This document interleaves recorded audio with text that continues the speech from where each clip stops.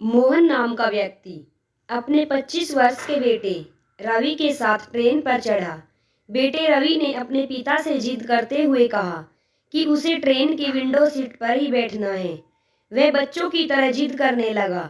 जो व्यक्ति window seat पर बैठा था उसने रवि की हरकतें देखी और मोहन से बोला, भाई साहब, आपका बेटा इतनी जिद कर रहा है तो आप मेरी जगह पर इसे बैठा लें। इतनी जिद के बाद रवि को विंडो सीट मिल ही गई। अब वह खिड़की के बाहर देखते हुए आनंद ले रहा था। उस बोगी में बहुत सारे लोग बैठे हुए थे। रवि के ठीक सामने एक औरत भी थी जो रवि को बड़े ध्यान से देखे जा रही थी, क्योंकि रवि अजीब अजीब हरकतें कर रहा था। जैसे जब भी ट्रेन चलती तब रवि अपने पिता से जोर से चिल्लाते हुए कहता, पिताजी देखिए तो पेड़ कैसे चल रहे हैं। यहाँ तो बड़ी बड़ी बिल्डिंग भी चल रही है। ट्रेन जैसे चलती वह वैसी बातें ही करता।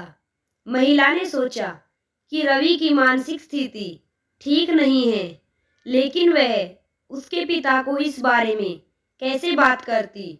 उसे एक सही मौके का इंतजार था कि किसी तरह वह रवि की मानसिक स्थिति के बारे में मोहन से बात कर सके।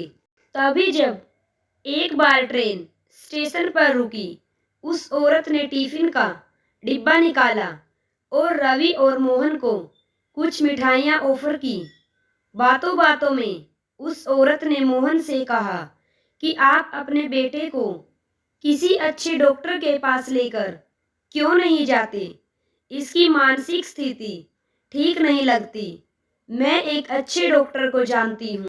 यदि आप कहें तो मैं आपको उस डॉक्टर का फ़ोन नंबर दे सकती हूँ। मोहन थोड़ा मुस्कुराया और उस औरत की तरफ देखते हुए बोला, मैडम, मैं अपने बच्चे को अभी डॉक्टर के पास से ही लेकर आ रहा हूँ। यह बचपन से अंधा था। 25 साल से इसने कुछ भी नहीं देखा था।